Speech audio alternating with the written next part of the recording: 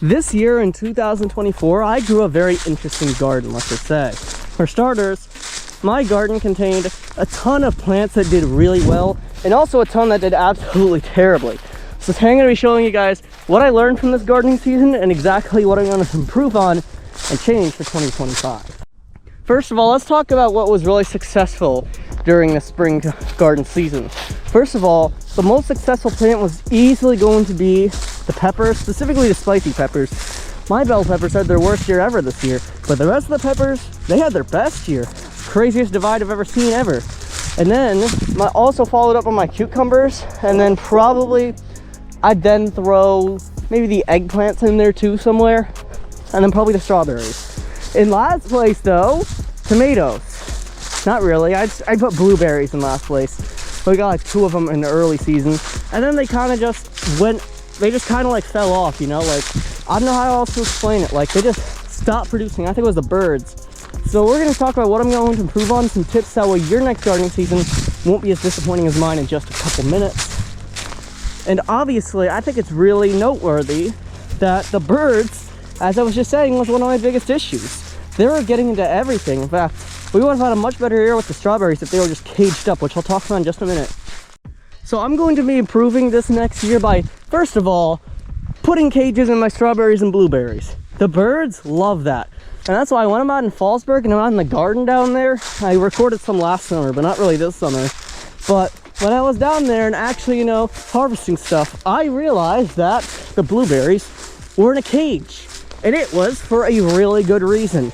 The birds are a pain in the you-know-what there. Thankfully over here, they're not going to be as bad to our strawberries, but I'd still probably cage them up just as those blueberries were over there next year, only because I'm a little bit paranoid that some bird is going to go in there and ruin it, or worse yet, some raccoon is going to go in there and ruin it. So I'd personally just like build a simple cage, you know, to keep them out and build a more effective system for next year as for all that's concerned. Another thing, downsizing. I talked about this earlier this year.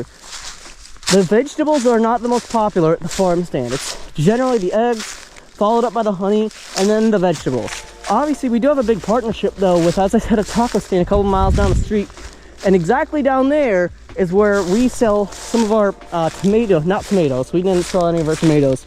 It's the peppers, because the person that works down there is going to take the peppers and turn them into sauces, specifically more spicy flavored sauces. So it's really useful to be able to send our peppers. I just heard a coyote. It's like 4:30 p.m. and I'm recording this in the middle of a field, so let's hurry this up. But I'm gonna be just fine either way.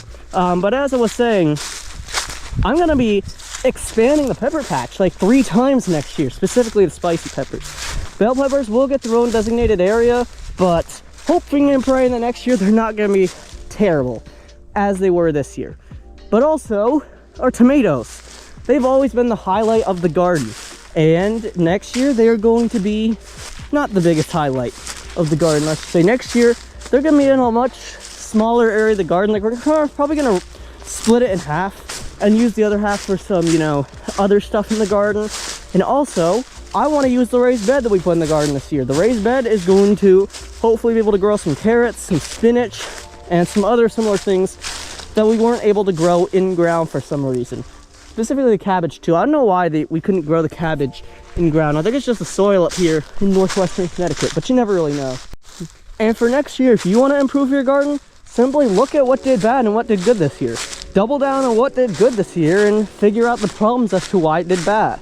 If you are like me and you go in the garden every single morning, like before I even record a garden tour, like this summer I'd go in the garden every morning, take a picture, well, 2 pictures, of my main garden and my secondary garden, which is where I keep the strawberries and blueberries, because they just take up that much space.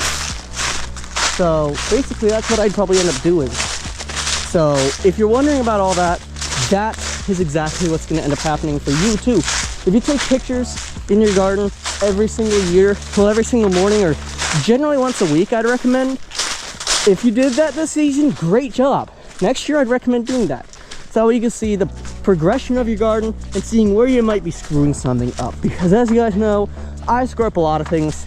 I am still really getting into gardening. Like, I haven't really been big on gardening until like 2022, and around here I really started doing gardening work in late 2022. which I'd say is one of those reasons why. So yes, if you are concerned about that, take some pictures and look back. If you already did, as I said, look back at them and see exactly where you went wrong for the bad stuff. And if you haven't done that, as I've said many times, just do that this year. It's gonna really help you improve for maybe even the 2026 spring garden season. But let's not get too far ahead of ourselves. Click the playlist on screen right now so you can see 50 different videos of what my spring garden of 2024 looked like. It is like almost 5 p.m. at this point, guys. I literally gotta go in and edit this. I have so much to do tonight. Goodbye.